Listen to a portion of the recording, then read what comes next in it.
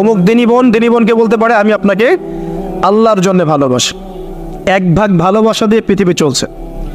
এবার আসেন, এই দুনিয়ার জীবনে আল্লাহ পাক রিজিকের পাশাপাশি একজন আদর্শ দিলেন, উসওয়াতুল হাসানা দিলেন, তাকে ফলো করতে বললেন। এবং তিনি একমাত্র ব্যক্তি যাকে কবরে দেখানো হবে, প্রশ্ন করা হবে, মান হাযা রাজুল বুইসা ফীকুম। মনে রাখবেন, তিনি একমাত্র ব্যক্তি যিনি আপনার জন্য, আমার জন্য, কবিরা গুনাহগার ব্যক্তিদের জন্য কিয়ামতের মাঠে সুপারিশ করবেন। তিনি একমাত্র ব্যক্তি যিনি হাউজে কাউসারে পানি নিয়ে আমাদের জন্য অপেক্ষা করবেন। তিনি একমাত্র ব্যক্তি যার সুপারিশ আল্লাহ পাক কবুল করবেন ইনশাআল্লাহু আযজা ওয়া জাল। কিয়ামতের মাঠে যখন সবাই ইয়া নাফসি ইয়া নাফসি বলবে, তিনি একমাত্র ব্যক্তি যিনি বলবেন ইয়া উম্মতি ইয়া উম্মতি। অতএব আমরা সবাই যেন বিনা বাক্যমে মুহাম্মদ সাল্লাল্লাহু আলাইহি ওয়াসাল্লামকে আমাদের আদর্শ মেনে নেই এবং তার সুন্নত অনুযায়ী জীবনযাপন করার চেষ্টা করি। আল্লাহুম্মা আমিন। আল্লাহ তৌফিক দান করুন। এই দুনিয়ার জীবনে ওই এক ভাগ ভালোবাসার মধ্যে আমরা কয়েক শ্রেণীর মানুষকে ভালোবাসি। দেখেন, 1 নাম্বার পিতামাতা, তাই না? 2 নাম্বার স্ত্রী, 3 নাম্বার সন্তান সন্ততি, 4 নাম্বার আত্মীয় স্বজন, পাড়া প্রতিবেশী, এবং আমরা যে দেশে থাকি সে দেশকে ভালোবাসি না? ভালোবাসি। এই ভালোবাসাগুলো কিন্তু বৈধ। এই ভালোবাসাগুলো কি বৈধ?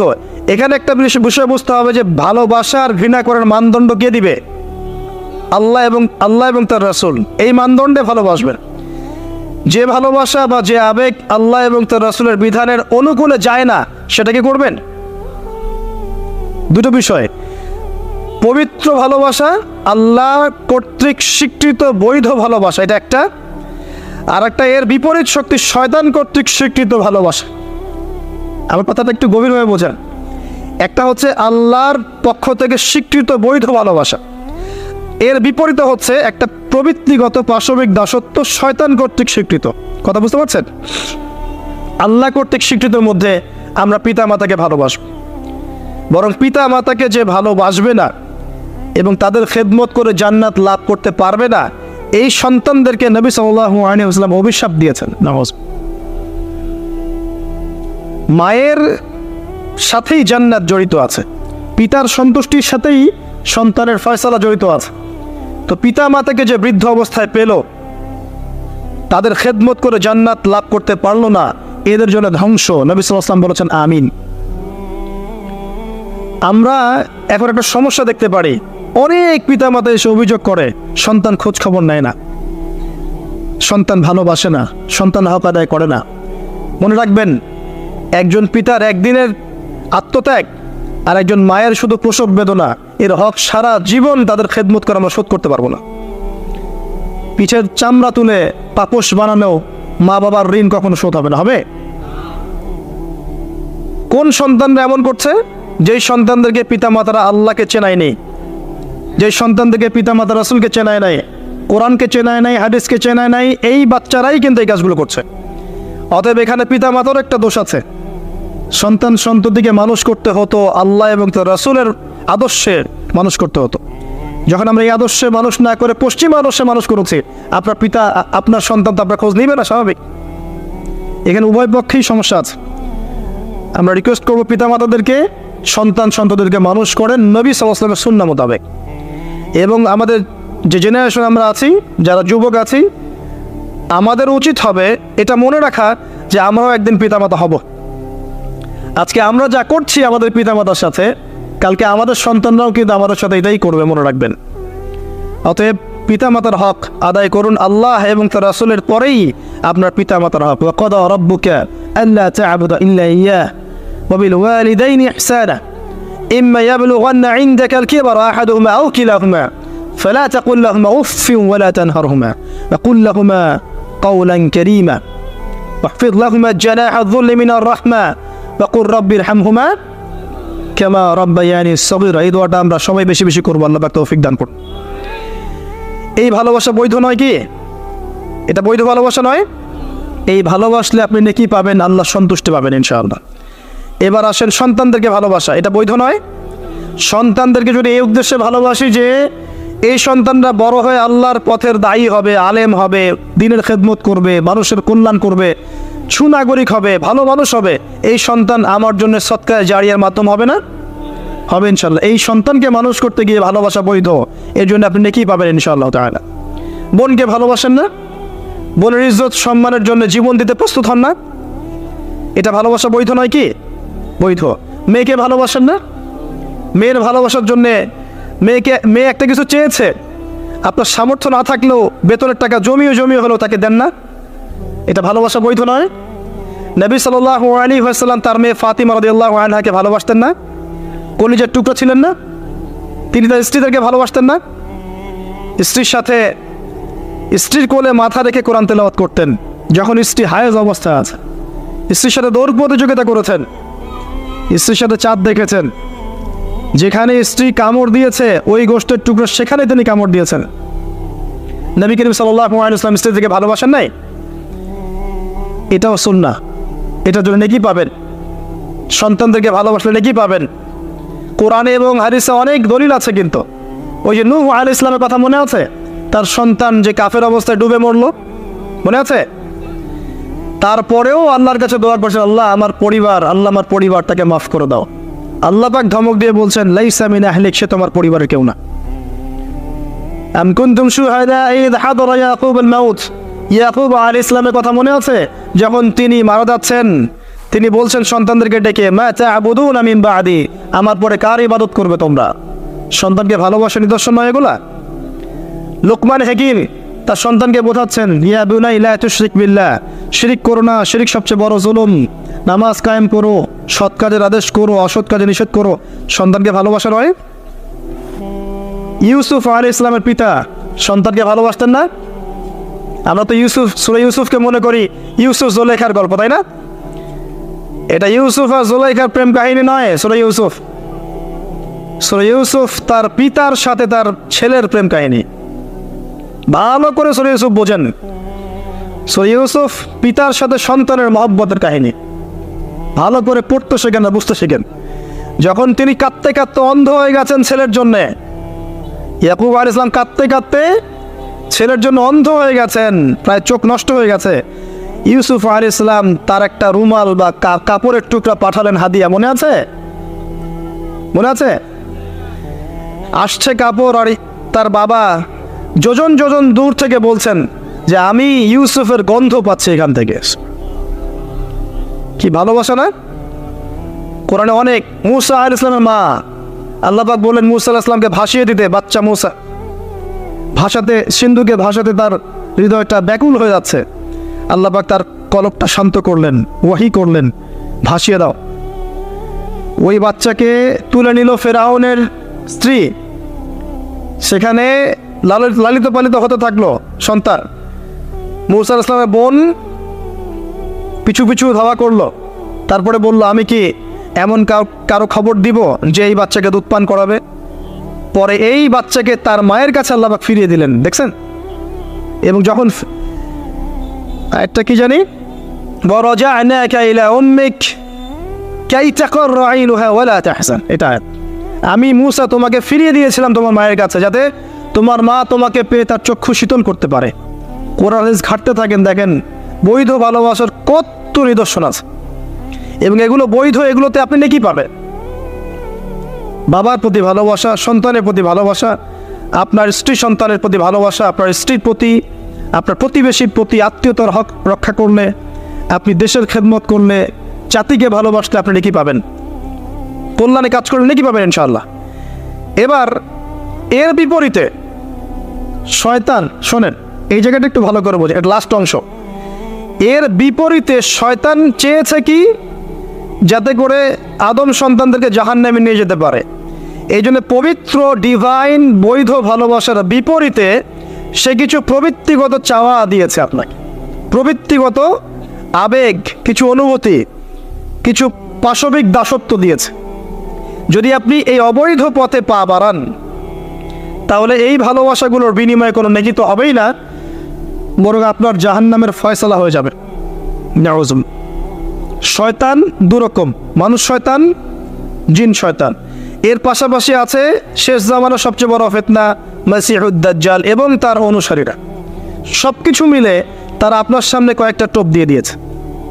এক নাম্বার, আপনাকে দিয়েছে দুনিয়ার প্রতি ভালোবাসা। এক নাম্বার, দুনিয়ার প্রতি ভালোবাসা। যে দুনিয়াকে ভালোবাসবে সে হালাক হয়ে যাবে। যার কলবের মধ্যে দুনিয়ার প্রতি আসক্তি আর ভালোবাসা আছে সে কখনো 100% মন দিয়ে আল্লাহর ইবাদত করতে পারবে না। এক নাম্বার বেঁচে থাকতে হবে কি থেকে? দুনিয়ার প্রতি আসক্তি ভালোবাসা থেকে। এটা এক নাম্বার। 2 নাম্বার, অর্থ সম্পদ এগুলোর প্রতি ভালোবাসা, মোহ। আলহাকুমুত তাকাসুর হাত্তা যুরতুমুল মাকাবির কাল্লা সাউফা তা'লামুন সুম্মা কাল্লা সাউফা তা'লামুন। সূরাটা তো আমার চেয়ে আপনারা ভালো জানেন। শেষে কি আছে? সুম্মা লাতুসআলুন্না ইয়াওমাইযিন আনিন নাঈম। যে টাকা পয়সার প্রতি ভালোবাসা শয়তান ঢুকিয়েছে। আরো ঢুকিয়েছে শয়তান মাদকের প্রতি ভালোবাসা, মাদকের প্রতি আসক্তি, ভালো লাগে মাদক খেতে, একটা ভালোবাসা কাজ করে। ঢুকিয়েছে মিউজিকের প্রতি ভালোবাসা, হারাম মিউজিকের প্রতি ভালোবাসা, ভালো লাগে, মন নাকি শান্ত হয়। আর সবচেয়ে ডেঞ্জারাস যেটা ঢুকিয়েছে সেটা হচ্ছে এমন মেয়ের প্রতি আসক্তি, এমন নারীর প্রতি আসক্তি যে আসক্তিটা আল্লাহ পাক হালাল করেন নাই, অর্থাৎ গায়রে মাহরাম মেয়ের প্রতি আসক্তি। এটা এক নাম্বার। কারণ আল্লাহ পাক সূরা আলে ইমরানে বলেছেন যুয়িনা লিন-নাস হুব্বুশ শাহাওয়াতি মিনান নিসা। যে কয়টা বিষয়ের প্রতি মানুষের আসক্তি থাকে তার প্রথমটা হচ্ছে নিসা বা মহিলা, পরে অন্য টাকা পয়সা, ধন দৌলত, সোনা চাঁদি এগুলো পরে। আর এটাকে শয়তান সবচেয়ে বড় অস্ত্র হিসাবে ইউজ করেছে। মনে করে দেখেন, যত বড় বড় সম্প্রদায় ছিল এদের প্রধান প্রধান ফিতনাগুলো ছিল নারী কেন্দ্রিক। এমনকি নবীজি বলেছেন বনু ইসরাইলের মধ্যে প্রথম ফিতনা হয়েছে কি কেন্দ্রিক? নারী কেন্দ্রিক। আর আমি আমার উম্মতের মধ্যে নারীর চেয়ে বড় কোনো ভয়ঙ্কর ফিতনা ছেড়ে যাচ্ছি না। শয়তান এই কয়েকটা ফিতনা, আপনার দুনিয়ার আসক্তি, টাকা পয়সা, ভোগবিলাস, বাড়ি গাড়ি, ব্যাংক ব্যালেন্স, স্ট্যাটাস, ক্ষমতার ভালোবাসা, আপনার মাদকের ভালোবাসা, গান বাজনার প্রতি ভালোবাসা, অশ্লীলতা, বেয়াপনা, জেনা আর হারাম রিলেশনশিপ, এগুলোর প্রতি শয়তান আসক্তি সৃষ্টি করেছে। এটা হচ্ছে ভালোবাসা নয়, এটা হচ্ছে পাশবিক প্রবৃত্তিগত একটা দাসত্ব। আমার কথা কি বোঝা যায়? ল্যাঙ্গুয়েজ একটু ডিফিকাল্ট মনে হয়। এটা কিন্তু বৈধ ভালোবাসা নয় যে ভালোবাসলে আপনি নেকি পাচ্ছেন। দুনিয়ার প্রতি আসক্তি থাকলে নেকি পাবেন, পিতা মাতাকে ভালোবাসলে নেকি পাবেন। টাকা পয়সা, ব্যাংক ব্যালেন্স, বাড়ি গাড়ির প্রতি আসক্তি, মোহ থাকলে নেকি পাবেন, ফিতনায় পড়ে যাবেন। কিন্তু আপনি সন্তানকে ভালোবাসলে নেকি পাবেন। একটা হারাম মেয়েকে ভালোবাসলে নেকি পাবেন, আপনি স্ত্রীকে ভালোবাসলে নেকি পাবেন। স্ত্রীর মুখে ভাত তুলে দিলে নেকি পাবেন, স্ত্রীর মুখে খাবার তুলে দিলে নেকি পাবেন, তার দিকে তাকালে আপনি নেকি পাবেন, তাকে আদর করলে নেকি পাবেন, তার সাথে অন্তরঙ্গ সময় কাটালে আপনি নেকি পাবেন। আপনি মাদক, এই যে গান বাজনা, পর্নোগ্রাফি, মানে ক্ষমতার তাপট, এই বিষয়গুলোকে ভালোবাসলে নাকি পাবেন, নাকি মায়ের সেবা করলে নাকি পাবেন? বৈধ ভালোবাসা, অবৈধ আসক্তি। এখন এই অবৈধ আসক্তিগুলোর মধ্যে একটা হচ্ছে হারাম মেয়েদের প্রতি ভালোবাসা, যেটা এখন এই মুসলিম সমাজের মহামারী বলা যায়। অন্য পয়েন্টসগুলো আজকে আমি বলার সময় পাচ্ছি না। এগুলো নিয়ে অনেকদিন বলেওছি, ইনশাল্লাহ আগামীতে বলবো। দুনিয়া, মাদক, অন্যান্য বিষয়গুলো পরে টাচ করবো ইনশাল্লাহ। আজকে যে বিষয়টা নিয়ে কথা বলার বেশি দরকার, যেহেতু আগামীতে একটা সময় আসছে যখন এই বিষয়টাকে নিয়ে মানুষ বেশি পাপে লিপ্ত হবে, এই জন্য বলছি। এটা হচ্ছে হারাম ভালোবাসা, আল্লাহ পাক বৈধ করেননি। এমনকি কথা বলার সময় আল্লাহ পাক বলেছেন একজন গায়রে মাহরাম মেয়ে যেন পর্দার আড়াল থেকে কথা বলে, কিছু চাইতে হলে যেন পর্দার আড়াল থেকে চায় এবং গলার ভয়েসটা যেন কর্কশ হয়। আল্লাহ লিমিটেশনগুলো দেখেন আর বাস্তবতা দেখেন। আল্লাহ পাকের লিমিটেশন হচ্ছে এরকম যে একজন মেয়ে যে আমার স্ত্রী নয়, তার সাথে আপনি ফোনে কথা বলতে পারবেন না, প্রেমালাপ করতে পারবেন না, আপনি তার দিকে কামনার দৃষ্টিতে তাকাতে পারবেন না, আপনি তাকে স্পর্শ করতে পারবেন না, তার সাথে নির্জনে কোথাও সময় কাটাতে পারবেন না। আল্লাহর বাইন্ডিংসগুলো দেখেন। একজন নারীর সাথে ফোনে কথা বললেই কিন্তু সেক্সুয়াল সম্পর্ক হয় না, হয়। একজন গায়রে মাহরাম মেয়ের সাথে যদি আপনি বসে কফি খান তাহলে কিন্তু যৌন সম্পর্ক স্থাপিত হয়নি এখনো, হয়। তারপরেও আল্লাহ রাব্বুল আলামিন বলছেন ওয়ালা তাকরাবুজ জিনা, এটার নাম আল্লাহ দিয়েছেন জিনা, আর বলছেন করো না এমনটা নয়, বরং ধার কাছেও যেও না। মানে একটা সীমারেখা দেয়া আছে, একটা মাঠ, এর চারপাশে একটা বাউন্ডারি দেওয়া আছে, বাউন্ডারি পর্যন্ত। আল্লাহ বলছেন মাঠে ঢুকো না এমনটা বলছেন না, আল্লাহ বলছেন মাঠের বাউন্ডারির কাছেও যেও না। কথা বুঝতে পারছেন? ফল খেও না, না ওয়ালা তাকরাবা হাদিহি শাজারা, এই গাছটার কাছেও যেও না। মিলাতে পারছি? আমি বুঝাতে পারছি? আদম এবং হাওয়া আলাইহিস সালাম এই গাছের ফল খেও না এমন কথা ছিল না, কথা ছিল এই গাছের কাছেও যেও না। একই কথা আল্লাহ বলছেন জেনা করো না নয়, ওয়ালা তাকরাবু জিনা, জিনার কাছেও যেও না। এখন এটা হচ্ছে আল্লাহর নিষেধাজ্ঞার একটা বাইন্ডিংস, লস, একটা একটা পিলার, একটা বাউন্ডারি। আর আপনি বাস্তবতা দেখবেন ভিন্ন, যে গায়রে মাহরাম ছেলে মেয়ে এরা অ্যাডাল্ট, এদের যৌন চাহিদা আছে, সেক্সুয়াল চাহিদা আছে, একে অপরের সাথে কোনো মাহরামের সম্পর্ক নাই। এরা পড়াশোনার নামেই হোক, চাকরি বাকরির নামেই হোক, ভ্যালেন্টাইন্সের নামেই হোক, যে কোনো নামেই হোক, এরা একে অপরের সাথে মিলেমিশে একাকার। এরা কথা বলছে, কথা বলার পরে আরও কাছে যাচ্ছে, ভালোবাসার প্রণয় বিনিময় করছে, এক পর্যায়ে কফি খাচ্ছে, ডেটিংয়ে যাচ্ছে, ঘুরছে ফিরছে, এই করতে করতে করতে এক পর্যায়ে তারা হারাম জেনায় লিপ্ত হয়ে গেল, বিছানায় চলে গেল। এই সম্পর্কের পর দেখা যায় সম্পর্ক ব্রেকআপ, শেষ। এবং এই ঘটনাগুলোর নাম দিচ্ছি আমরা কাছে আসার গল্প। কার কাছে? যার কাছে আল্লাহ যেতেও নিষেধ করেছে, বলে আতাক করা বুঝছে না। আর আমরা বলছি না, কাছে আসারই গল্প। কাছে আসার গল্প হতে পারে মায়ের সাথে, মায়ের কাছে আসার গল্প হতে পারে, স্ত্রীর কাছে আসার গল্প হতে পারে, আমার সন্তানের কাছে আসার গল্প হতে পারে, দেশের কাছে আসার গল্প হতে পারে। কিন্তু হারাম জেনার কাছে আসার কোনো গল্প হতে পারে না। কি হতে পারে? জাহান্নামের উপন্যাস হতে পারে। কি হতে পারে? জাহান্নামের আমলনামার একটা উপন্যাস হতে পারে। উপন্যাস বোঝেন না? আল্লাহ পাক এই যে কিয়ামতের মাঠে আমলনামা ছুঁড়ে দিবেন, ছুঁড়ে দিয়ে আমলনামা ঘুরতে থাকবে, কারো ডান হাতে কারো বাম হাতে। যার হাতে যে আমলনামা আসুক না কেন, যে হাতে আসুক না কেন, আল্লাহ পাক সবাইকে একটা কথা বলবেন, ইকরা কিতাবাক, তুমি তোমার কিতাব পড়ো, কাফা বিনাফসিকা আল-ইয়াওমা আলাইকা হাসিবা, আজকে তুমি তোমার হিসাব নেওয়ার জন্য যথেষ্ট। আমরা সবাই একটা করে উপন্যাস লিখছি, আমরা সবাই একটা করে উপন্যাস লিখছি আমলনামার, আমাদের কাজের মধ্য দিয়ে।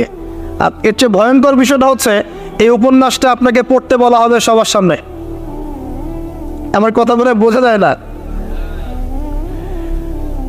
আমরা একটা গল্প লিখছি আমলনামায়, উপন্যাস লিখছি, যার একটা মোমেন্ট বাদ যাচ্ছে না। এই যে এখন আমরা বসে আছি, এটা আপনার উপন্যাসে উঠে গেছে, আমলনামা উঠে গেছে। মাফ করবেন যদি কালকে আবার দেখেন যে আমলনামাকে উপন্যাস বলে যা ব্যাখ্যা করলাম তো এবার এই শব্দ দিয়ে আবার তুলকালাম করে ফেলেন না।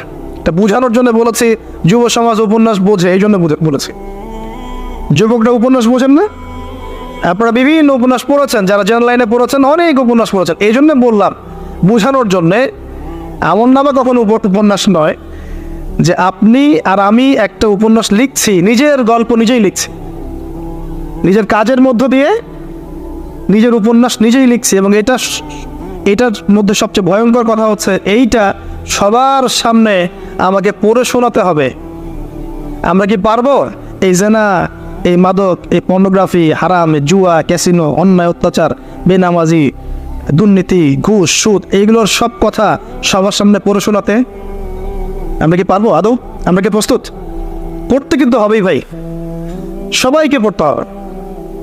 আলেম, জালেম, কাফের, মুশরিক, মুনাফিক সবাইকে পড়তে হবে।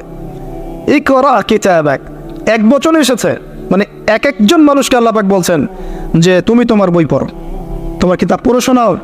কাফা বিনাফসিকা আল-ইয়াওমা আলাইকা হাসিবা, আজকে তুমি তোমার হিসাব নেওয়ার জন্য যথেষ্ট। আল্লাহ পাক আমাদেরকে কথার গভীরতা বোঝার তৌফিক দান করুন। এই হারাম জিনিসগুলোর মধ্যে সবচেয়ে ডেঞ্জারাস এই ফ্রি মিক্সিং। ফ্রি মিক্সিং কি জিনিস? একজন বেগানা মেয়ে একজন বেগানা ছেলের সাথে মিক্স ঘুরবে। এখন আপনি কথাগুলো মনে হচ্ছে রূপকথার মতো মনে হবে, কারণ বাস্তবতার সাথে কোনো মিল নাই।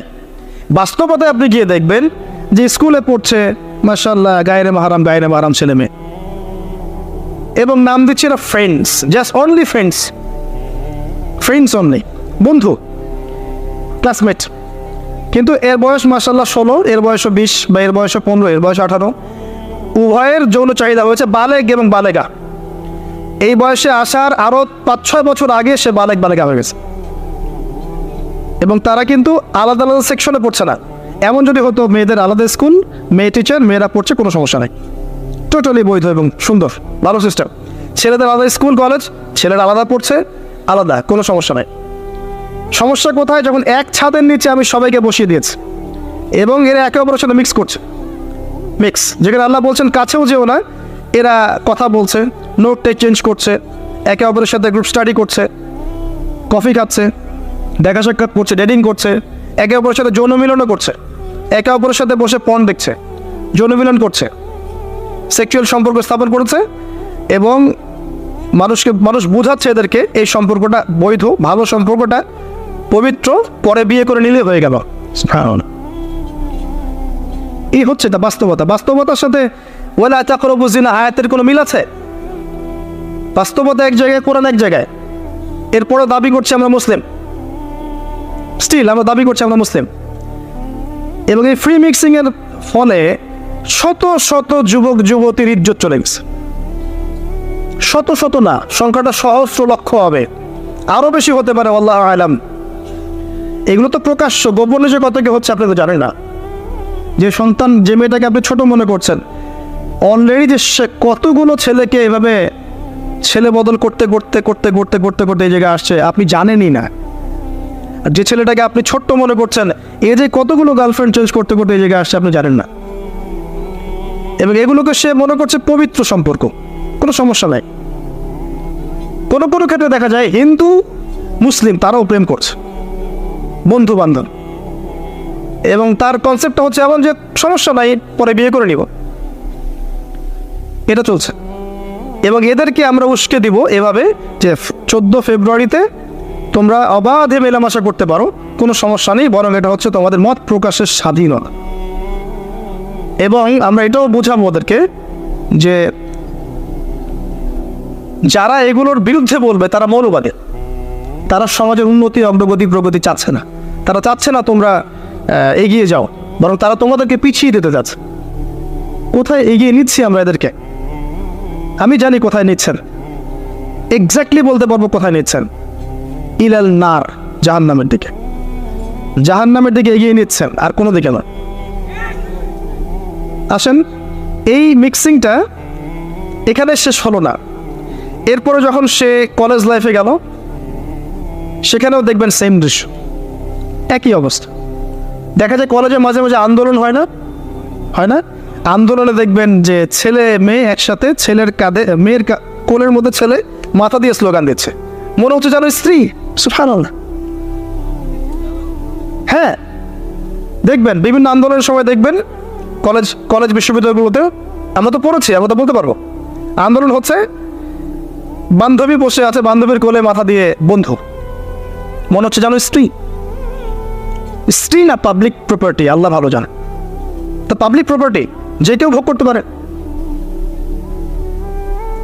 এটা কলেজে শেষ থাকলো না, ইভেন স্কুল কলেজের মধ্যে দেখবেন যে আপনি টিচার একজন পড়াচ্ছেন, পুরুষ টিচার, এর চারপাশে মেয়েরা গোল করে বসে আছে ব্যাচ, পুরুষ টিচার মেয়েদের ব্যাচ পড়াচ্ছেন, মেয়েরা সবাই তার গায়ের মারাম।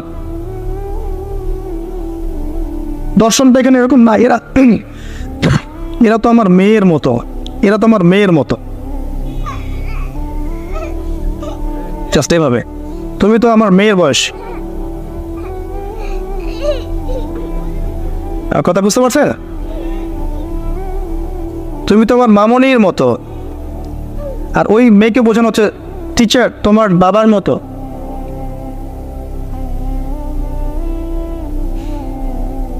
একটা পুরুষ টিচার, চারপাশে মহিলা, মেয়েরা বসে আছে, সবাই অ্যাডাল্ট, সবার সাথে তার বিয়ে জায়েজ, সবার সাথে তার বিয়ে শরীয়ত সম্মতভাবে জায়েজ। তারপরে একটা ফিলোসফি, দর্শন ঢুকিয়ে দিয়ে তুমি তোমার মেয়ের মতো, অহরহ মেয়েদের ইজ্জত হারাচ্ছে, অহরহ।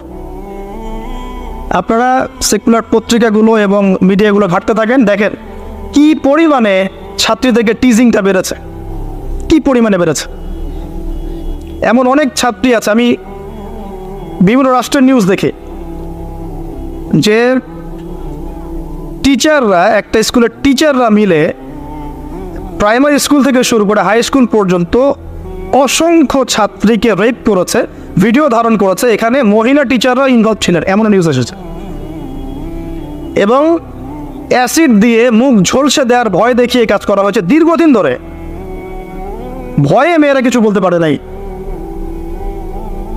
আবার সেদিন একটা রেপিস্টের ক্রাইম দেখলাম, র্যাব ধরেছে, র্যাবের অফিসার যিনি ব্রিফ করছেন তিনিও অবাক, যে আমরা অবাক হয়ে গেছি এর ঘটনা দেখে। সে রেপিস্ট কিন্তু মুসলিম না, ভাগ্যিস সে অন্য ধর্মের না, যদি মুসলিম হতো তাহলে এটা নিয়ে আবার প্রচারণা শুরু হয়ে যেত। আমি তার ধর্মের নাম বলবো না, আমি জানি তার ধর্ম এটা শিক্ষা দেয় না, যেভাবে ইসলাম এটা শিক্ষা দেয় না, অন্য ধর্ম এটা শিক্ষা দেয় না। সে কি করেছে, রেপ করার পরে মেয়ে যেন গর্ভবতী না হয় সে সেভাবে তার শারীরিক একটা মানে মেডিকেল ট্রিটমেন্ট করিয়েছে। আমি জানি না, আসলে আমি এইসব বিষয়ে খুব একটা ভালো জানি না। এমন এমন এমন কিছু পদ্ধতি এখন নাকি বের হয়েছে যে যৌন সম্পর্ক স্থাপন করলেও কনসেপ্ট করবে না, ছেলে তার মধ্যে সেটা করিয়েছে, যাতে সে গণহারে রেপ করতে পারে, একটার পর একটা, কেউ প্রেগনেন্ট না হয়। র্যাবের অফিসার ব্রিফ করছেন, দেখেন ভিডিও, ফ্রি মিক্সিং। যেখানে যাবেন, কলেজে আপনি যাবেন, আবার দেখবেন কখনো কখনো যে ছেলেদের ব্যাচ পড়াচ্ছে মহিলা টিচার, ছেলেদের ব্যাচ মহিলা টিচার। তুমি তো আমার ছেলের মতো, আর তাকে শেখানো হচ্ছে যে সে তো তার মায়ের মতো। আবার আমাদের ঢাকা শহর অত্যাধুনিক যে প্রতিষ্ঠানগুলো আছে, এখানে গিয়ে দেখবেন যে ফর্মাল ড্রেসে মিস ক্লাস নিচ্ছে, formal dress, shirt pant tie. আবার বিভিন্ন জায়গায় গিয়ে দেখবেন মহিলারা এভাবে শার্ট প্যান্ট গেঞ্জি জিন্স পরে ঘুরে বেড়াচ্ছে, শপিং মলসে, এয়ারপোর্টে, ওইখানে এইখানে সব জায়গায় চারপাশে। এটা তো ফ্রি মিক্সিংয়ের সাথে আরেকটা পাপ হলো কি, নবী সাল্লাল্লাহু আলাইহি ওয়াসাল্লাম বলেছিলেন যে শেষ জামানে এক শ্রেণীর মেয়ে বের হবে যারা কাপড় পরেও নগ্ন থাকবে। এরা সেই ক্যাটাগরির যাদের ব্যাপারে আল্লাহ রাসূল বলেছেন তারা জান্নাতে যাবেও না, জান্নাতের গন্ধও পাবে না। শুধু ফ্রি মিক্সিংটাই সমস্যা না, এবং এটা শুধু স্কুল এবং কলেজে সীমাবদ্ধ নেই, চাকরির ক্ষেত্রেও দেখবেন সে অফিসের বসের হাতে অনেক মেয়ে নির্যাতিত হয়েছে, বেতন বেশি দেওয়ার কথা বলে, প্রমোশন দেওয়ার কথা বলে। আর মেয়েরা তো একটু অবলা জাতি হয়, তাই একটু অবলা হয়, তাদেরকে একটু মায়া মহব্বত বেশি থাকে, ইমোশনটা বেশি থাকে, তারা খুব বেশি কনভিন্স হয়ে যেতে পারে। ভালো স্বপ্ন দেখিয়ে, রঙিন রঙিন স্বপ্ন দেখিয়ে তাদের কত মানুষ ইজ্জত নষ্ট করে ফেলেছে, আল্লাহ ভালো করেন। এরপরেও দেখবেন, এই সমস্যার পরেও দেখবেন তার উপরে আবার আছে পর্নোগ্রাফি। মানে মানুষ রাতের বেলা শুয়ে শুয়ে নগ্ন মুভিজ দেখছে আর দেখছে, দেখছে আর দেখছে। এটাকে উপরের লেভেল থেকে বন্ধ করার কোনো প্রয়াস নেওয়া হয়নি এখন পর্যন্ত। এমন অনেক কান্ট্রি আছে এই বিশ্বের মধ্যে যারা কিন্তু ইন্টারনেট সেকশনটাকে নিয়ন্ত্রণ করে। সব সাইট আমার দেশে চলতে পারবে না। ইভেন আমরা যে হারে ফেসবুক চালাই, চাইনিজরা কিন্তু এভাবে চালায় না, ওদের সামাজিক যোগাযোগ আলাদা মাধ্যম আছে, জানেন? সব জায়গায় একটা রেস্ট্রিক্টেড ব্যবস্থা আছে। পর্নোগ্রাফি যেগুলো দিয়ে ব্লু ফিল্মস দেখানো হয় সারা দেশের মানুষকে, একটা জাতির মানুষকে, এটা তো অ্যাটলিস্ট বন্ধ করা যেত। আর এটা বন্ধ করাটা তো নিঃসন্দেহে কোনো মৌলবাদী কাজ নয়, সন্ত্রাসী কাজ নয়, জঙ্গিবাদী কাজ নয়, তাই কি? এটা যখন আপনি দেখছেন সারাদিন ধরে, সারা রাত ধরে, এই ছেলেপেলেরা ম্যাক্সিমামই আসক্ত এগুলোতে। ইভেন এখন মেয়েরাও এগুলো দেখে। আপনি সেকুলার মিডিয়াগুলো রিপোর্টগুলো দেখেন, তারাই বলছে এগুলো। স্কুলে গিয়ে মেয়েদের ইন্টারভিউ নিচ্ছে, তোমরা কি এটা দেখো? মেয়েরা বলছে যে হ্যাঁ আমরাও দেখি, আমরাও কথাবার্তা বলি যে নতুন একটা আইটেম আসছে, এটা দেখ, এভাবে তারা কথা বলছে বসে ক্লাসের মধ্যে। তো যখন ছেলে মেয়েরা এগুলো অবাধে দেখবে, যুবক যুবতী, কিশোর কিশোরীরা, এরপরে আবার ফ্রি মিক্সিং, তার উপরে আবার বেহায়াপনা, নগ্নতা, পোশাক আশাকের পর্দার বালাই নাই, তখন আপনি চিন্তা করেন সমাজটা কি হইতে পারে। আবার এগুলোকে আমরা দিবসের মধ্য দিয়ে উৎসাহিত করছি কাছে আসার গল্প, আসো আরো জানা করো। কোথায় ইসলাম আর কোথায় কোরআন আর কোথায় সেই পর্দার, কোথায় কি? আর ওই যে দেখেন একটা মেয়ে মুস্কান, ও তার নেকাব খুলবে না, 200-300 কুকুরের সামনে বলছে আল্লাহু আকবার। তো জান্নাত আসলে কাদের জন্যে? এই অবস্থায় যদি আমরা কেউ খাস পর্দা করছি, এখন যারা আবার খাস পর্দা করছি তাদেরকে আবার বাঁকা চোখে তাকানো হচ্ছে, আবার কাউন্টার। এমনি তো চলছে এগুলো, আর উপর আবার কাউন্টার। মানে একটা জায়গা বাকি রাখছে না শয়তান আপনাকে ফিতনায় ফেলার জন্য। এই অবস্থায় কেউ যদি পর্দা করতে যায়, ওকে আবার বাঁকা চোখে দেখানো হচ্ছে। এ তো ভালো সুবিধার মনে হচ্ছে না। তোমার বোরখার নিচে গিয়ে বোমটম আছে নাকি? সাইকোলজিক্যাল বোরখা পরে যাচ্ছে স্কুল কলেজে, টিচার কেমন করছে, তার সাথে কেমন যেন আচরণ করছে। এটা কেন পড়ছো? মুখটা খোলো, নাহলে পরীক্ষা দিতে দেবো না।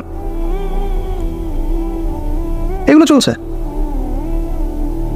এরপরেও আরও আছে বিভিন্ন beauty contest, media, movies, cinema, এইসবের মধ্য দিয়ে ঘরে ঘরে ঢুকিয়ে দিয়েছি যে এই ফ্রি মিক্সিং, ব্যাপনা, নগ্নতা, এটাই প্রগতি, এটাই উন্নতি, এটা অগ্রগতি। ইভেন আমাদের ছোট ছোট বাচ্চারা এগুলো দেখে দেখেই বড় হচ্ছে এখন। জানি না ওরা আবার কোন জেনারেশন হয়ে গড়ে ওঠে, আল্লাহ ভালো জানেন। এর উপরে এসেছে সেলফি এবং ছবি ভিডিওর একটা মানে বুদ্ধি প্রতিবন্ধী জেনারেশন। একটু হলেই সেলফিস, ফেসবুকে আপলোড, আবার টিকটক, আবার ইউটিউবিং, আবার নিজে নিজেই হাসে, নিজে নিজে ছবি তোলে। আর অনলাইনটা অ্যাভেলেবল হয়ে গিয়ে সবার হাতে হাতে স্মার্টফোন যখন গিয়েছে, তখন এগুলো আপলোডিংটা খুব বেশি হচ্ছে। আপলোডিং আগে ঘটনা ঘটতো, সবাই জানতে পারতো না, এখন ঘটলে সারা দুনিয়ার মানুষ এক মুহূর্তে জেনে ফেলে। তখন একটা খারাপ ভিডিও সবার হাতে হাতে ঘরে ঘরে। এবার এই হারাম ভালোবাসা, এটা ভালোবাসা বলার অপরাধ হবে, এই হারাম প্রবৃত্তির এই নগ্ন দাসত্ব, এই দাসত্বটাকে ভালোবাসার নাম দিয়ে আল্লাহর নাজিলকৃত পবিত্র ভালোবাসাকে চ্যালেঞ্জ করা হয়েছে। এবং বিভিন্ন মানুষ, সমাজের বিভিন্ন শ্রেণীর মানুষকে এই হারামের দিকে ধাবিত করা হয়েছে, যাতে সবাই জান্নাতের কাছে না বরং জাহান্নামের কাছে আসতে পারে। এই হলো অবস্থা। এখন এই অবস্থায় আল্লাহ রাব্বুল আলামিন মুমিনদের জন্য সলিউশন দিয়েছেন সূরা নূরের মধ্যে। কুল লিল মুমিনিনা ইয়াগুদ্দুনা মিন আবসারিহিম ওয়া ইয়াহফাযু ফুরুজাহুম, এটা পড়ে আছে আপনার কোরআনে। মুমিন পুরুষদেরকে আপনি বলুন, হে নবী, তারা যেন চক্ষু নিচু রাখে এবং তাদের লজ্জাস্থানের হেফাজত করে। মুমিন নারীদেরকে আপনি বলুন যেন তারা তাদের লজ্জাস্থানের হেফাজত করে, চোখ নিচে রাখ, এবং তারা এই মানুষদের ছাড়া অন্য কারোর সামনে যেন না যায়, এবং জিনাত, হিজাব তারা যেন অবলম্বন করে। এটা আল্লাহর আদেশ। Only Quran or only hadith and only Islam can solve this problem. কোরআন, সুন্নাহ এবং ইসলাম ছাড়া কেউ এই সমস্যা সলভ করতে পারবে না। এখানকার সলিউশন এগুলা। প্রথমত তারবিয়াত দিতে হবে ছোট থেকেই, তার উপরে নিয়মিত ইমানের চর্চা রাখতে হবে, তার উপরে ছেলে মেয়েদেরকে পর্দা বোঝাতে হবে, ছোট থেকেই মেয়েদেরকে পর্দায় রাখতে হবে। তারপরেও যদি বড় হয়ে এদের মধ্যে খারাপ চিন্তা আসে, চোখ নিচু করতে হবে। যেগুলো অশ্লীল সেগুলোর ধার কাছে যাওয়া যাবে না। দ্রুত এদের বিয়ের ব্যবস্থা করতে হবে যাতে ওরা পবিত্র লাইফ লিড করতে পারে। তারপরে দেখবেন আস্তে আস্তে কিছুটা হলেও, 100% না হলেও কিছুটা হলেও আপনি ফিতনা থেকে দূরে রাখতে পারবেন। আর যত বেশি এই ভোগবাদী, বস্তুবাদী, এই পশ্চিমাদের ধাঁচে আপনি সন্তানকে গড়ে তুলবেন, কাছে আসার নাম দিয়ে জেনা করাবেন, ফ্রি মিক্সিংয়ে নেবেন, পর্নোগ্রাফিকে অবাধ লাইসেন্স দিয়ে দিবেন, মাদকাসক্ত ওই যুব সমাজকে ফেরানোর কোনো পথ পদ্ধতি অবলম্বন করবেন না, হিজাবের প্রতিবন্ধকতা করবেন, তত বেশি সমাজ আস্তে আস্তে আস্তে আস্তে অধঃপতন, অতল তলে যেতে থাকবে। এবং এরপর কী হবে সেটাও বলে দিচ্ছি, এটাও হাদিস থেকেই বলছি। সেটা হচ্ছে এরপরে বাড়বে সমকামিতা। কি বাড়বে? অশ্লীলতা সয়লাভ হতে হতে হতে হতে এমন একটা পর্যায়ে যাবে, বেশিরভাগ মানুষই যাবে আল্লাহর বান্দারা বাদ দিয়ে, যখন দেখবেন মেয়েদের প্রতি আসক্তি কমে যাবে ছেলেদের একটা পর্যায়ে গিয়ে, এবং ছেলের সাথে জেনা করা শুরু করবে, যেটা শুরু হয়ে গেছে বিগত 20-30-40 বছর থেকে দেশেও, এবং সমকামীদের সংগঠন পর্যন্ত আছে দেশে। এটাও রিপোর্ট, আপনি সেকুলার মিডিয়া ঘেটে দেখেন, বছরের একদিন তারা আবার একত্রিত হয় একটা হোটেলে, সেখানে ওদের মতো করে ওরা এনজয় করে। কওমে লূত, নবী সাল্লাল্লাহু আলাইহি ওয়াসাল্লাম বলেছিলেন, আমি ভয় পাই আমার উম্মতের মধ্যে কয়েকটা জিনিস। একটা হচ্ছে গোপন শিরক, একটা হচ্ছে আমার উম্মত মূর্তি পূজা করবে, আরেকটা হচ্ছে আমার উম্মতের মধ্যে সমকামিতা ছড়িয়ে পড়বে। আর এই সমকামীদেরকে আল্লাহ পাক জমিনটা তুলে আকাশে পাথর বর্ষণ করে আবার দাবিয়ে দিয়েছিলেন। কওমে লূত এই জর্ডানের ডেড সি, মৃত সাগরের পাশে এরা থাকতো। সেই সম্প্রদায়ের কাছে আল্লাহ পাক লূত আলাইহিস সালামকে পাঠিয়েছিলেন। এত বড় মনের নবী ছিলেন তিনি, সম্প্রদায়ের মানুষকে পাপ থেকে বাঁচানোর জন্য বলছেন যে হ্যাঁ উলাই বানাতিন কুনতুম ফাইলিন, তোমাদের যদি প্রবৃত্তির চাহিদা থেকে থাকে আমার মেয়েদের মধ্য থেকে বিয়ে করে নাও, তাও ভালো থাকো। তারা বলছে, তুমি লূত নিজেকে পবিত্র মনে করতে চাও? তুমি তো জানো যে আমরা কি চাচ্ছি। যখন জিবরাইল এবং মিকাইল আলাইহিস সালাম এসেছেন পুরুষের রূপে, বালকের রূপে, সুদর্শন, তাদেরকে অফার করছে, কথা বুঝতে পারছে না? তাদেরকে অফার করছে। আর লূত আলাইহিস সালাম নিজের মেহমানের সম্মান বাঁচাতে গিয়ে বলছেন, আলাইসা মিনকুম রাজুলুন রশীদ, তোমাদের মধ্যে কি একটা ভালো মানুষ বেঁচে নাই? ওই সমকামিতা ছড়িয়ে পড়েছে এখন আমাদের এখানে। আর আপনি বিশ্বের যে বড় বড় রাষ্ট্রগুলোর মানে দাসত্ব করেন, ওদের দেশে সমকামিতা বৈধ। আর যেখানে এটা বৈধ হবে সেখানে ওই লূত আলাইহিস সালামের কওমের মতোই শাস্তি আসবে ইনশাআল্লাহ, কোনো সন্দেহ নেই। দেখবেন ওই জায়গাটা মাটিতে ধসে যাবে ইনশাআল্লাহ। আর এটা হাদিসেও এসেছে, কিয়ামতের আগে 3টা বড় বড় ভূমিকম্প হবে, একটা পূর্ব দিকে, একটা পশ্চিমে, একটা পৃথিবীর মাঝখানে। আর পশ্চিম বলতে আমি বুঝি পশ্চিমা সভ্যতা। এটা ভূমিকম্পে ধসে যাবে ইনশাআল্লাহ আযজা ওয়া জাল। কারণ সুদের মধ্য দিয়ে এরা আল্লাহর সাথে যুদ্ধ করছে, সমকামিতার মধ্য দিয়ে এরা কওমে লূতের মতো আচরণ করছে, সারা বিশ্বে এরা মানুষকে নির্বিচারে হত্যা করছে। এর ফলাফল এরা পাবে, আসবে সময় সামনে। আমাদের পয়েন্ট আজকে এটাই, এই নারী পুরুষের অবাধ এই জেনাটা যদি আপনি ঠেকাতে না পারেন, এক পর্যায়ে সমকামিতায় চলে যাবে, মানুষ পারতে থাকবে এক পর্যায়ে। শাস্তি ভাই, নবী সাল্লাল্লাহু আলাইহি ওয়াসাল্লাম দেখে এসেছেন মেরাজের রাত্রে যে জেনাকারী পুরুষ আর নারীর শাস্তি দেখেছেন। স্পেশাল একটা চুলা, জাহান্নামের ভিতরে স্পেশাল একটা চুলা বানিয়েছেন আল্লাহ পাক, যার নিচের দিকটা এরকম প্রশস্ত, মাথাটা চিকন, নিচ থেকে আগুন দাউ দাউ করে জ্বলছে, আর এই আগুনের সাথে সাথে মানুষগুলো লাফিয়ে উঠছে। আগুন নিচে নেমে যাচ্ছে, মানুষগুলো নিচে নেমে যাচ্ছে। এটা ওদের শাস্তি দেখেছেন নবী সাল্লাল্লাহু আলাইহি ওয়াসাল্লাম যারা এই উম্মতের জেনা এবং ব্যভিচারে লিপ্ত আছে। আর আপনাকে আমি বলে রাখি, শুধু সেক্সুয়াল সম্পর্কটাই জেনা নয়, বরং ওই যে আপনি কথা বলছেন, ওই যে কফি খাচ্ছেন, হাতে স্পর্শ করছেন, চুল ধরছেন, জড়িয়ে ধরছেন, প্রেমপত্র লিখছেন, সবই জেনা টোটালি। এই প্রতিটা কাজ স্ত্রীর সাথে করলে প্রত্যেকটা কাজের বিনিময়ে নেকি পাবেন আপনি। আর এই প্রতিটা কাজ আপনি ওর সাথে করলে আপনি প্রত্যেকটা কাজের বিনিময়ে জাহান্নামের দিকে যাচ্ছেন। শুধু এভাবে স্পর্শ করা, গায়ের মাহরাম মেয়েকে এভাবে স্পর্শ করা, একটা হাদিসে নবীজি বলেছেন মাথার মধ্যে লোহার পেরেক বসানোর চাইতে বেশি জঘন্য কাজ। মানে একবার করে স্পর্শ করার শাস্তি হচ্ছে মাথায় আল্লাহ পাক লোহার পেরেক বসাবেন। আর বিবাহিত, এটা তো বললাম অবিবাহিত জেনারেশন, যাদের মধ্যে আবেগটা বেশি থাকে। আর যারা বিবাহিত দেখবেন ওদের মধ্যেও বিভিন্ন সিরিয়াল দিয়ে, সিনেমা দিয়ে, মুভি দিয়ে, নাটক দিয়ে পরকীয়ার দিকে উস্কানো হচ্ছে। মনে হচ্ছে পরকীয়া একটা স্বাভাবিক বিষয়। আর এখন ম্যাক্সিমাম পরিবারের মধ্যে পরকীয়া ঢুকে গেছে। দেখবেন স্বামী জানেই না স্ত্রী পরকীয়া করছে, স্ত্রীও জানে না স্বামীর কটার সাথে অ্যাফেয়ার। হ্যাঁ, এবং এগুলো করলে কেউ খারাপ বলবে না। আবার এগুলো করলে এবং জেনা করলে কেউ খারাপ বলবে না। খারাপ তখন বলবে যখন আপনি সাহস করে আরেকটা বিয়ে করতে যান। এটা দুনিয়া এখন। আপনি সাহস করে বৈধ একটা বিয়ে করলে মানুষ আপনার দিকে বাঁকা চোখে তাকাবে, চরিত্র খারাপ মনে হয়। কিন্তু বিবাহিত হওয়ার পরেও একটা স্ত্রী নিয়ে আছেন, এদিকে 10টার সাথে পরকীয়া, কোনো সমস্যা। অথবা বিয়ে না করে আপনি 1000টা মেয়ের সাথে জেনা করছেন, বারে যাচ্ছেন, এই পতিতালয়ে যাচ্ছেন, ধনির দুলাল হলে ওখানে গিয়ে আবার খাচ্ছেন, মাদক খাচ্ছেন, সেক্স করে বাসায় ফিরছেন, কোনো সমস্যা নেই। কিন্তু আপনি যদি বলেন বাবা আমার বিয়েটা একটু তাড়াতাড়ি দিন, আমার চাহিদা আছে, আমার বয়স হয়েছে 20-25 হয়ে গেছে, আমাকে বিয়ে দিন। এখন কিসের বয়স তোমার বিয়ে করার? আগে 30-35 হোক, নিজের পায়ে দাঁড়াও আগে। নিজের পায়ে দাঁড়াতে দাঁড়াতেই ও জাহান্নামের পায়ে দাঁড়িয়ে গেছে। এদিকে নিজের মেয়েদের চাহিদা আরও আগে শুরু হয়, এবং তারা তো মুখ ফুটে সব বলতে পারে না, বাট তাদের চাহিদা আমাদের চেয়ে বেশি আছে। আপনি যেভাবে একটা মেয়েকে দেখে প্রলুব্ধ হন, একটা মেয়েও আপনাকে দেখে প্রলুব্ধ হয়। তারা বলতে পারে না, ভিতরে ভিতরে পাপ করতে পারে।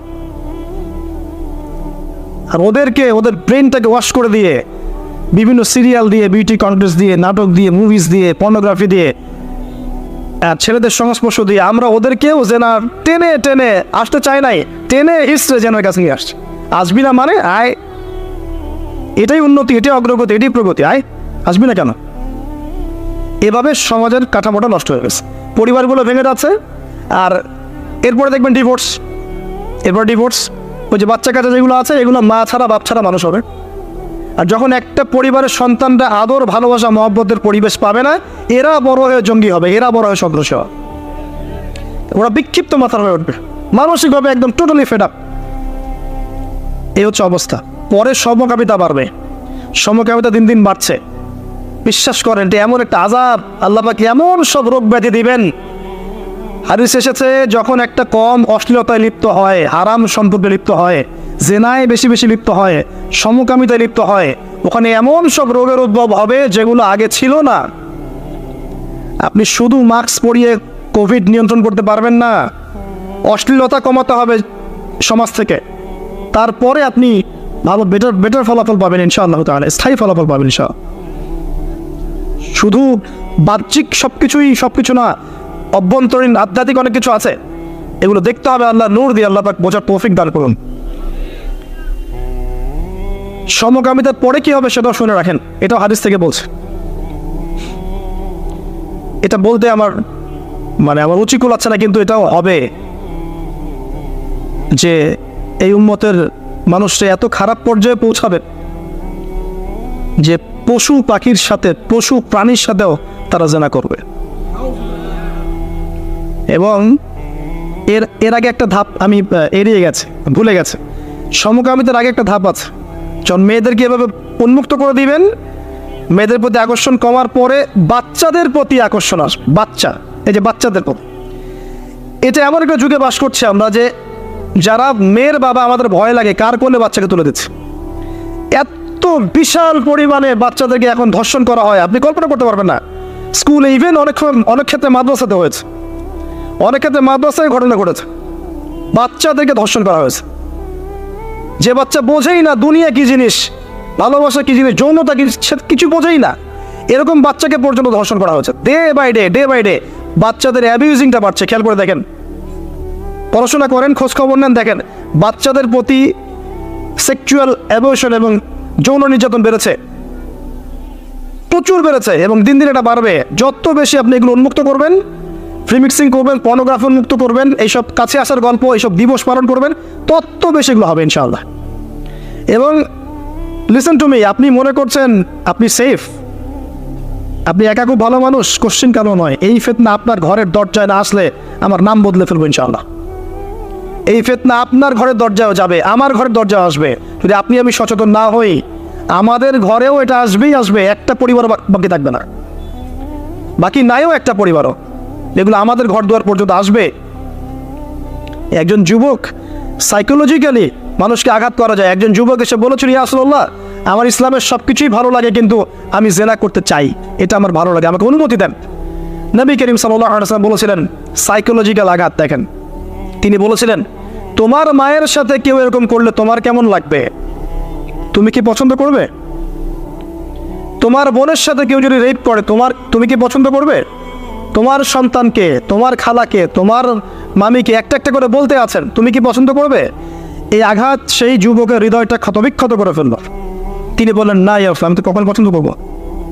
নবীজি বললেন, তুমি যাদের সাথে এগুলো করতে চাচ্ছ তারাও কারো না কারো মা, কারো না কারো বোন, কারো না কারো স্ত্রী, কারো না কারো সন্তান, কারো না কারো মেয়ে। তিনি হাত বুলালেন, হাত বুলিয়ে দোয়া করলেন, আল্লাহ তুমি এই যুবকের হৃদয়টা পবিত্র করে দাও। এরপরে এই যুবক কোনোদিনও কোনো গায়রে মারাম মেয়ের দিকে চোখ তুলে তাকায় না।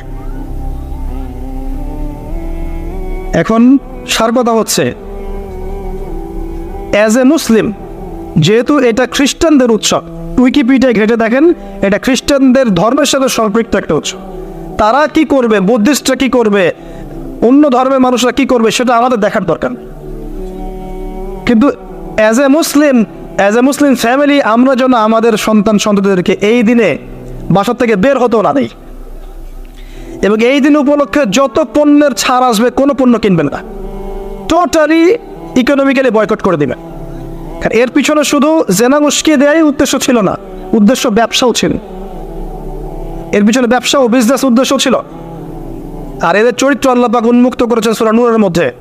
আল্লাহ বলছেন, শোনেন, লিসেন টু মি, ইন্নাল্লাযীনা ইউহিব্বুনা আন তাশিআল ফাহিশাতু ফিল্লাযীনা আমানু লাহুম আযাবুন আলীম ফিদ দুনিয়া ওয়াল আখিরাহ ওয়াল্লাহু ইয়া'লামু ওয়া আনতুম লা তা'লামুন। নিশ্চয়ই যারা পছন্দ করে, ভালোবাসে, মানে ওরাও ভালোবাসে, নিশ্চয়ই যারা ভালোবাসে যে মুমিনদের মধ্যে অশ্লীলতা, বেহায়াপনা, ফাহিশা ছড়িয়ে পড়ুক, তাদের জন্য যন্ত্রণাদায়ক শাস্তি আছে এই দুনিয়া এবং পরকালে।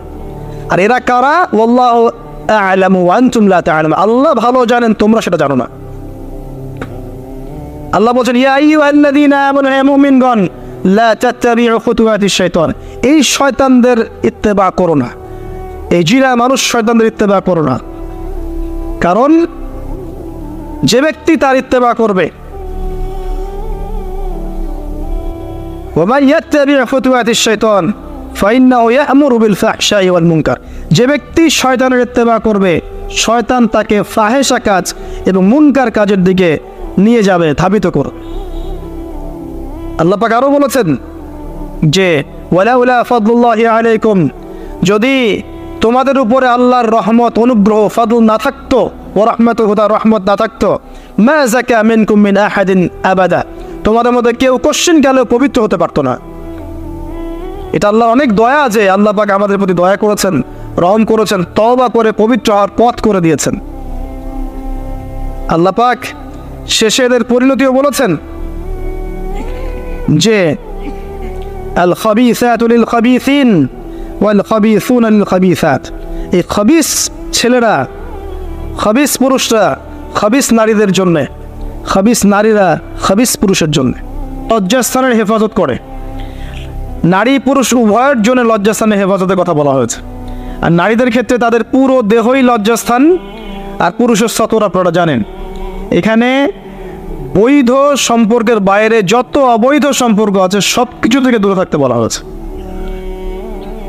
আপনার চোখের জেনা, মনের জেনা, হাতের জেনা, পায়ের জেনা, সমস্ত জেনা এবং সত্যিকারের জেনা সব কিছু থেকেই দূরে থাকতে বলা হয়েছে। আর লজ্জাস্থান পবিত্র রাখার সবচেয়ে শ্রেষ্ঠ মাধ্যম হচ্ছে পবিত্র স্ত্রীকে বিয়ে করা, বিয়ে শাদী করে নিজের ইজ্জতটাকে হেফাজত করা, এবং এটা প্রাপ্তবয়স্ক হয়ে গেলেই করে ফেলা উচিত। যত ডিলে করবেন পাপ বাড়তে থাকবে। এবং গার্ডিয়ানদের উচিত, যদি একটা রিজিকের ব্যবস্থা হয়ে থাকে সন্তানের, বয়স হয়ে গেলে বিয়ে দিয়ে দেওয়া ছেলে আর মেয়ের, যাতে করে ওরা পবিত্র জীবনযাপন করে, অবৈধ সম্পর্কগুলো থেকে বেঁচে থাকে। আবার অনেক সময় দেখা যায় যে আমরা বিয়ের পরেও যে পরকীয়া, তারপরে আপনার ব্যভিচার, পতিতালয়ে যাওয়া, ঠিক আছে, নারী পুরুষের অবাধ মেলামেশা, এগুলোও কিন্তু জেনার অন্তর্ভুক্ত। এগুলো লজ্জাস্থানে হেফাজতের খেলাফ। এর বাইরে আবার আছে সমকামিতা। একটা পর্যায়ে গিয়ে দেখা যায় যে ছেলে ছেলের সাথে নাউজুবিল্লাহ সম্পর্ক স্থাপন করে, মেয়ে মেয়ের সাথে নাউজুবিল্লাহ সম্পর্ক স্থাপন করে।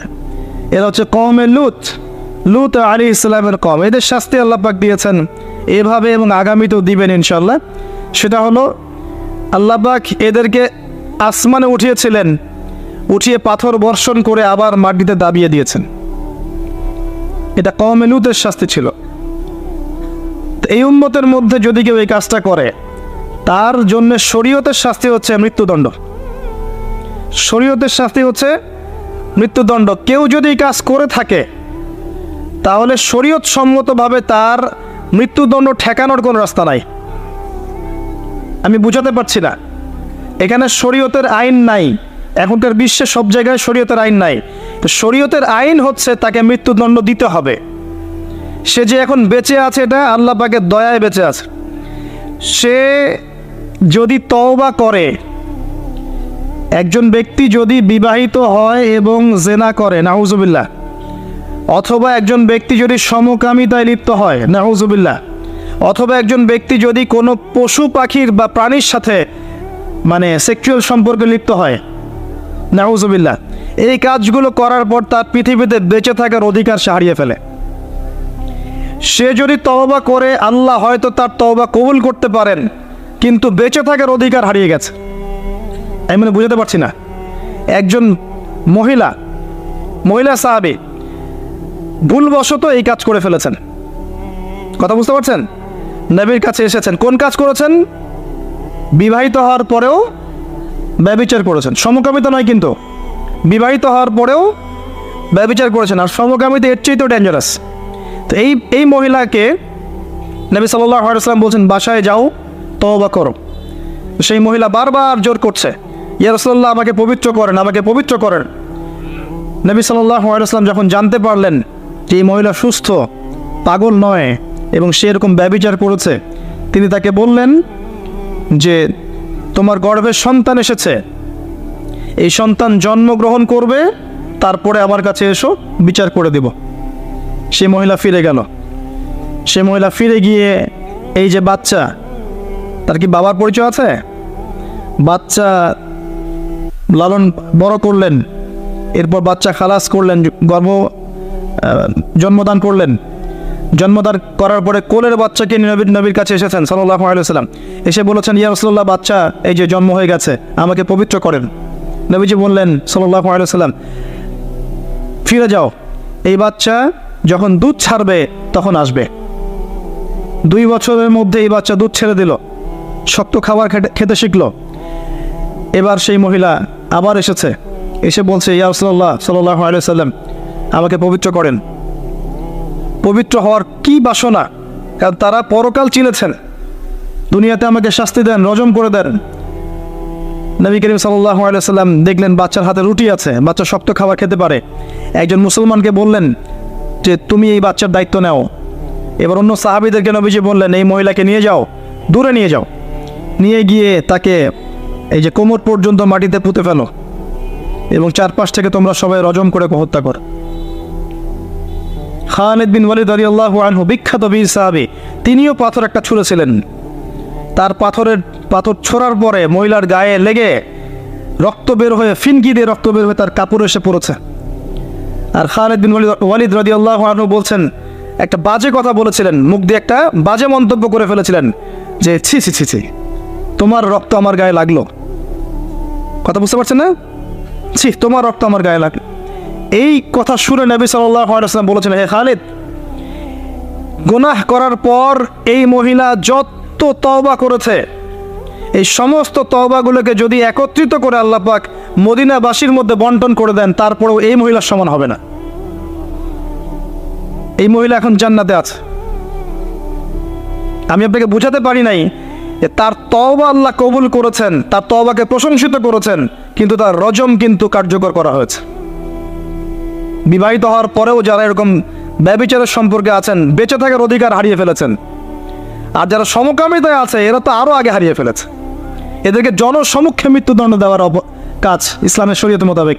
তো এই বিধান এখন নাই, আপনাকে কেউ এটা করবে না। তা আল্লাহর কাছে তওবা করার নীরবে নিভৃতে আল্লাহ পাক আশা করা যায় গুনাহ মাফ করে দিবেন ইনশাআল্লাহ তাআলা। কিন্তু পৃথিবীতে বেঁচে থাকার অধিকার মানুষ হারিয়ে ফেলে কিছু আমল করলে, এটা সেই আমল। আল্লাহ পাক এই সূরায় বলেছেন লজ্জাস্থানের হেফাজত করতে এবং পবিত্র স্ত্রীদের কাছে ব্যতীত অন্য কোথাও গিয়ে যেন আমরা সম্পর্কে লিপ্ত না হই। আল্লাহ পাক আমাদের সবাইকে পবিত্র থাকার তৌফিক এনায়েত করুন, আমিন। আর দুটো কথা বলে আল্লাহ পাক শেষ করেছেন এই প্রথম দিকের আয়াতগুলো। আল্লাহ পাক বলেছেন, ওয়াল্লাযীনা হুম লিআমানাতিহিম ওয়া আহদিহিম রাউন। মুমিন তারা যারা আমানত রক্ষা করে এবং ওয়াদা রক্ষা করে। আমানত আর ওয়াদা, কিয়ামতের আলামত, কিয়ামত কবে হবে সাহাবীরা জিজ্ঞাসা করছেন। নবীজি বলছেন যখন আমানতের খেয়ানত করা হবে। সাহাবীরা বলছেন আমানতের খেয়ানত কিভাবে হবে? নবী সাল্লাল্লাহু আলাইহি ওয়াসাল্লাম বলছেন যখন অনুপযুক্ত ব্যক্তিকে দায়িত্ব প্রদান করা হবে বিভিন্ন সেক্টরে, তখন বুঝে নেবে এটাই সেই যুগ। ফান্তাজির সাআ, কিয়ামতের অপেক্ষা করতে থাকো। আমানত কি জিনিস? কথা দিলাম, রাখলাম না, ওয়াদা করলাম, খেলাফ করলাম, কথা বললাম, মিথ্যা বললাম, প্রতিশ্রুতি দিলাম, ভঙ্গ করলাম, সব আমানতের খেয়ানত। সবচেয়ে বড় আমানত কি জানেন? কোরআন এবং সুন্নাহ। আল্লাহ পাক এই কথাটা সূরা আহজাবে বলেছেন, ইন্না আরাদনা আল-আমানাতা আলা আস-সামাওয়াতি ওয়াল আরদ ওয়াল জিবাল ফাআবাইনা আন ইয়াহমিলনাহা ওয়া আশফাকনা মিনহা ফাহামালাহা আল-ইনসান। এই যে কোরআন, সুন্নাহ, ইসলাম, শরীয়ত, এই আমানতটাকে আমি আসমান, জমিন, পাহাড়ে দিতে চেয়েছিলাম। ফাআবাইনা আন ইয়াহমিলনাহা, তারা অস্বীকার করেছে, আমরা পারবো না। ফাহামালাহা আল-ইনসান, মানুষ সেটা বহন করেছে। হ্যাঁ, আমি পারবো। মানুষ বলেছে কি, আমি পারবো, দেন আমাকে দায়িত্ব দেন। আমরা যে দায়িত্ব চেয়ে নেই না, আমাকে দায়িত্ব দেন, আমাকে দায়িত্ব দেন, আমি পারবো। মানুষ এই কথা বলেছিল। আল্লাহ পাক বলেছেন ওয়া কানাল ইনসান যালুমান জাহুলা, মানুষ বড় জালেম আর জাহেল। আবু যার রাদিয়াল্লাহু আনহু কে নবী সাল্লাল্লাহু আলাইহি ওয়াসাল্লাম বলছেন যে তুমি মানুষের দায়িত্ব নিতে যেও না, যদি তোমাকে দুইজনের দায়িত্ব দেওয়া হয় যেন তোমাকে ছুরিবিহীন জবাই করে ফেলা হয়েছে। কঠিন জিনিস, মানে যার যে সেক্টরে দায়িত্ব আছে, পরিবারে, সমাজে, আরও বড় জায়গায়, ইকোনমিক সেক্টরে, তাকে ওই সেক্টরে জিজ্ঞাসাবাদ করা হবে। পুরো বিষয় ক্লিয়ার না হওয়া পর্যন্ত পুলসিরাত পার হতে দেওয়া হবে না। আর যদি দায়িত্ব পাওয়ার পরে তার দ্বারা খেয়ানত হয় এবং অন্যের উপর জুলুম হয়ে থাকে, তাহলে মাজলুমদেরকে দাঁড় করানো হবে যতক্ষণ না তাদের অধিকার ফিরিয়ে দেওয়া হয়। কিভাবে? একটা শিংওয়ালা ছাগল যদি একটা শিং ছাড়া ছাগলকে গুতা দিয়ে থাকে, তাহলে কিয়ামতের মাঠে আল্লাহ পাক ওই ছাগলটাকে শিং দিবেন, যাকে গুতা দিয়েছে ওকে শিং গজিয়ে দিবেন, দিয়ে বলবেন ওকে গুতা দিয়ে গুতার প্রতিশোধ নাও। এই হলো কিয়ামতের মাঠ। আল্লাহ পাক আমাদেরকে বোঝার তৌফিক দান করুন আমানত কি জিনিস, এবং ওয়াদা রক্ষা করার তৌফিক আল্লাহ পাক আমাদের সবাইকে দান করুন, আমিন। বক্তা এবং শ্রোতা সবাইকে আল্লাহ পাক আয়াতগুলোর উপর আমল করার তৌফিক এনায়েত করুন, আল্লাহুম্মা আমিন। সর্বশেষে গিয়ে আল্লাহ পাক আবারও সালাতের কথা বলেছেন, ওয়াল্লাযীনা হুম আলা সালাতিহিম ইউহাফিজুন, এবং যারা সালাতকে হেফাজত করে, রক্ষণাবেক্ষণ করে। আর 5 ওয়াক্ত সালাতকে রক্ষণাবেক্ষণ করে, একদিন 2 দিন পড়লাম ছেড়ে দিলাম এমন নয়, রমজান মাসে ভালো হয়ে গেলাম এমন নয়। যারা সালাতকে আমৃত্যু ধরে রেখেছে, আল্লাহ পাক এই মুমিনদের জন্য বলেছেন যে উলাইকা হুমুল ওয়ারিসুন, এরা হচ্ছে উত্তরাধিকারী। কারা উত্তরাধিকারী? যারা প্রথমে ঈমান এনেছে, তারপরে সালাত খুশু খুজুর সাথে আদায় করেছে, তারপরে লজ্জাস্থানের হেফাজত করেছে, যাকাত প্রদান করেছে, আত্মশুদ্ধি অর্জন করেছে, আমানত রক্ষা করেছে, ওয়াদা পালন করেছে এবং সালাতকে হেফাজত করেছে, অহেতুক কথা কাজ ত্যাগ করেছে। এই মুমিনদেরকে আল্লাহ পাক বলেছেন এরা হচ্ছে উত্তরাধিকারী। কিসের উত্তরাধিকারী? ওয়াল্লাযীনা ইয়ারিসুনাল ফিরদাউসা হুম ফিহা খালিদুন, এরা হচ্ছে জান্নাতুল ফিরদাউসের উত্তরাধিকারী এবং তারা সেখানে চিরস্থায়ী হবে ইনশাআল্লাহ তাআলা।